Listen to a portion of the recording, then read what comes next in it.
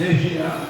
தென்னையத்தி ராம பட்டாபிஷேக சஞ்சீவன ஆஞ்சநேயர் ஆலயத்தில் இன்றைய நாள் மிகவும் சிறப்புரையாகிய திரு கணேசன் அவர்களுக்கு திரு மாமா அவர்கள் மலர்மாலை அனுப்புகிறார்கள்.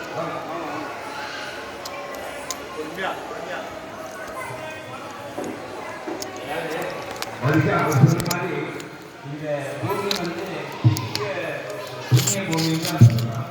இங்கே ஆஞ்சநேயர் தன்னோட ஒரு வைராக்கியத்தோடு வந்து இங்கே அமர்ந்து தன்னோட எல்லா காரணங்களும் இந்த பூமியில் கிடைக்கணும், எல்லாருக்கும் எல்லா விதமான கஷ்டமும் கிடைக்கும், எல்லா சந்தோஷமாக இருக்கணுங்கிற மாதிரி ஒரு ராம ஜபத்தினால் ஏற்பட்ட ஒரு விக்கிரகம். சாதாரண விக்கிரகங்களுக்கு ஒரு ராம ஜபத்தினால் ஏற்பட்ட விக்கிரகம். இந்த பெருமையை சொல்லிய திரு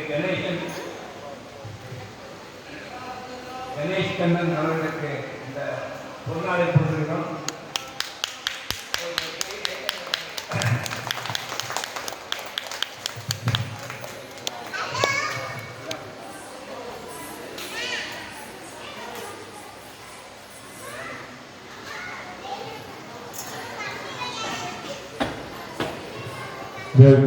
தகவல் மட்டும் நான் சொல்லணும் அப்படின்னா,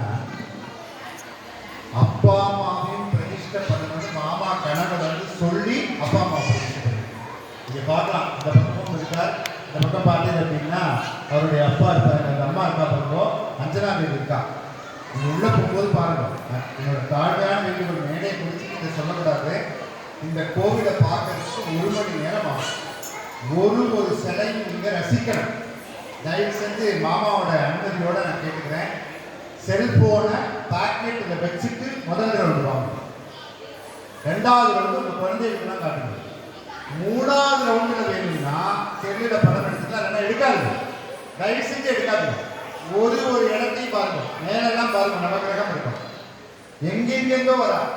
நான் சொல்லணும், இந்தியாவை பொறுத்த வரைக்கும் நார்த் இந்தியா சவுத் இந்தியாலாம் கிடையாது. காத்தாலேருந்து ஏறக்குறைய 10-15 பேர் நார்த் இந்தியாவிலேருந்து வந்திருக்கான்.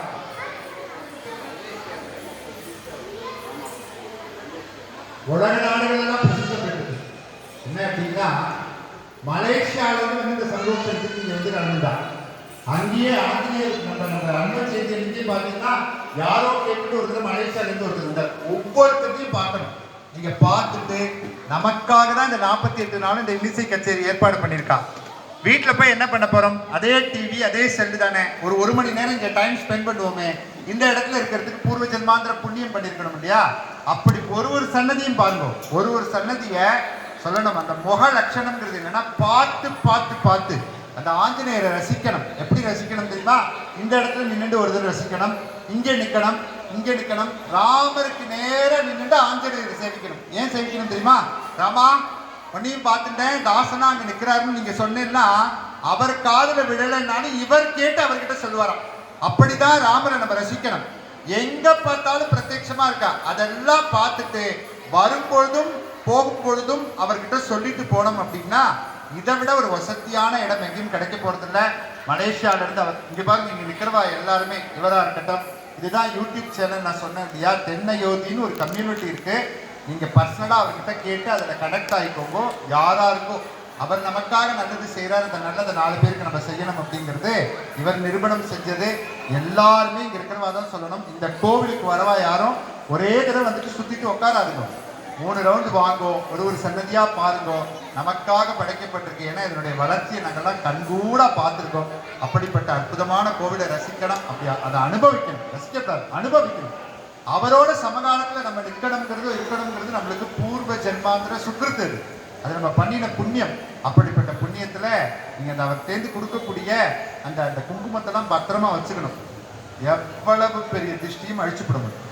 அதுதான் நான் கண்டது. அப்படிப்பட்ட என்னுடைய உரையை இவ்வளோ நேரம் கேட்டவங்க எல்லாருக்கும் நமஸ்காரம். மாமா மேடைக்கு வரணும். அவர் இங்கேயே நான் சேவிச்சுட்டு கீழே இறங்கிறது தான் நான் கேட்டேன்.